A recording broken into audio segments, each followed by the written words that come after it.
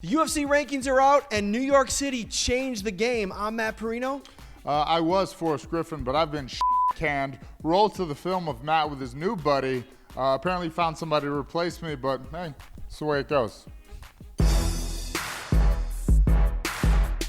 So Conor McGregor shocks the world? I don't know. Most people were picking him, but he knocks out Eddie Alvarez in the second round. He is now a two-weight simultaneous world champion. Eddie Alvarez drops down 3 spots. So even though he was the favorite, he didn't shock the world, but the manner in which he dismantled Eddie, people on Twitter told me reminded them or was reminiscent of that one time that goofy white kid from Georgia tried to fight Anderson Silva. And yeah, I could see that. Eddie Alvarez went for 3 takedowns in the fight, didn't land any of them. Conor McGregor dominated every exchange in the second round. He was on the fence. That's where he was against Chad Mendes, and that led to problems, but not in this one. No problems. He was fine. He knows what he's doing. He lands the left hand at will. We knew, a minute into the fight when he landed the first left hand that this was not going to be a long night. So McGregor moves up 2 spots in the pound-for-pound rankings. Maybe he should be number 1. He is now a 2-weight world champion, doing things in both divisions, knocking guys out. Should he be ahead of Demetrius Johnson? It's possible. At 125, he's dominated, but Conor's fought as heavy as 170, and he's now 155-pound champ, just percentage-wise. I actually did take statistics in college, but yeah, we don't know. In the co-main event, Tyron Woodley defended his title against Stephen Wonderboy Thompson in a majority draw, though. He didn't beat him. Maybe, potentially, we could be running this one back, but what did you make of the fight? Tyron did some bad things. He moved backwards. He kind of, a little bit, it looked like shades of Roy McDonald, as whoever was calling the fight pointed out. Big left hand. He landed that a couple times solidly. And when he was able to take him down, he was very dominant on top. We knew he had that great ground and pound. It looked good.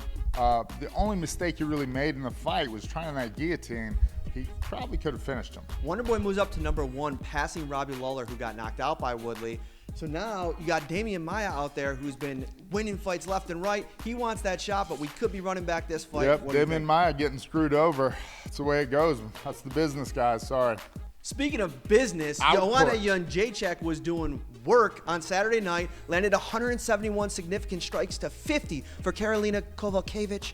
What a fight. Karolina was tough. What did you make of it all? Well, tough as they come, and she's able to walk through shots, and she walked through a lot of, only once did I ever see her go back after she took a punch.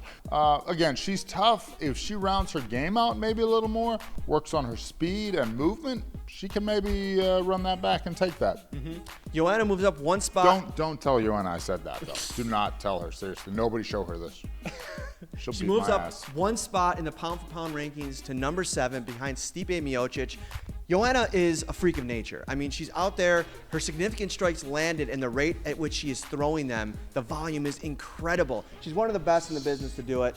And speaking of one of the best in the business Speaking of freaks of nature, Romero, very nice transition, Forrest. Yeah. Chris Wyman loses to Yoel Romero, who landed a sick flying knee head kick. That's actually his second of his career, by the way. I saw that. Ties with Diego Sanchez. Exactly. Yeah, I was also watching the fight where they showed a girl at the bottom. So here's the deal with Romero. He doesn't always fight to win rounds. I thought he was losing. He at least lost the first round for sure to Weidman. Second round close, I don't know. He had his back for a bit. But it seemed to be Weidman that slowed down more. Even though he was trying to outpoint him and get that decision, Romero sits and he chills, and he's such a badass with such great counters. You really don't want to attack him.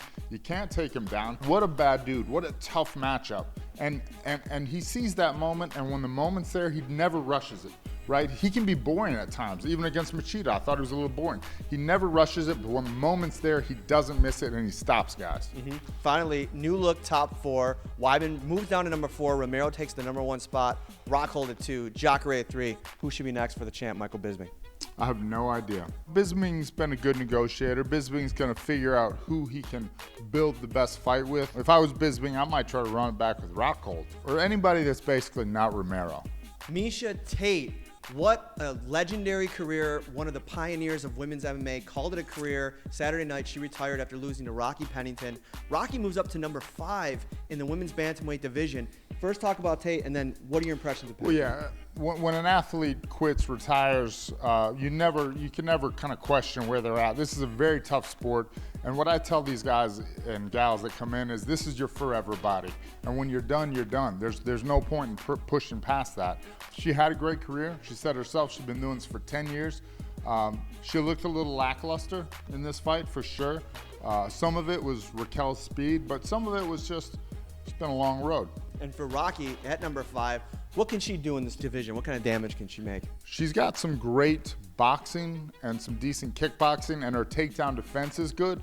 I don't know how her wrestling is. She hasn't really utilized it a lot in fights, so I mean, she's getting up to the cream of the crop there. So she's definitely got to, I don't want to say expand her skill set, but you know, she's got to be on her game. One of the hottest names in the game did it again. He remains 24-0. Khabib Nurmagomedov looked amazing at times against Michael Johnson.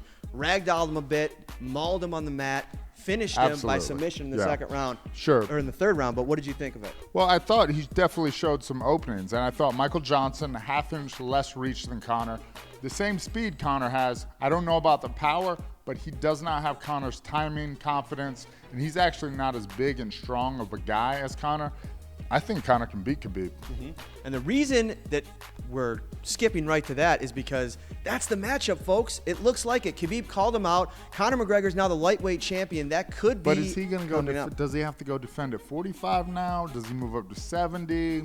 If Khabib gets that shot, obviously he showed a few holes in that first round. He got touched up a little bit. There might be somebody out there that you think is an even harsher matchup for Conor. And I think just based on his ability to take punches, his ability to be crazy. What's the name? Tony Ferguson. Kukui. Yeah, otherwise known as the Kukui. He's a bad dude. He's unorthodox. He's longer than Conor. He's not as quick, but he's got power. He's got length. He's as unorthodox. He's a tough dude. You got to think he started out as a wrestler. So if he gets in trouble, he can always, as they say, lean on that wrestling. I think that's a fight that I would really like to see. Or like I said, I wouldn't have minded seeing either Wonder Boy or Tyron fight Conor. I think they'd do all right. He'd do all right with both of those. Basically, I tried to stay off of it, but I'm all up on that Conor bandwagon. All up on it? All like up on it. I'm like moving my kids and my stuff on it, and I'm like going out to the west on the bandwagons and like, woo, here we come, Kyle. As always, go to UFC.com for the complete rankings and check out UFC Fight Pass in the coming days. Special collection is coming on the number 1 and 2 ranked pound-for-pound fighters on the planet, Conor McGregor, Demetrius Johnson. It's going to be awesome. Make sure you watch this episode twice because this is my last episode. He's obviously found a replacement for me. I mean, you just cheated on me. You're being really emotional. I can't just tell you you're just going to cheat on me with other dudes, and I'm just going to take it and come back to you. It wasn't as good. Still happened.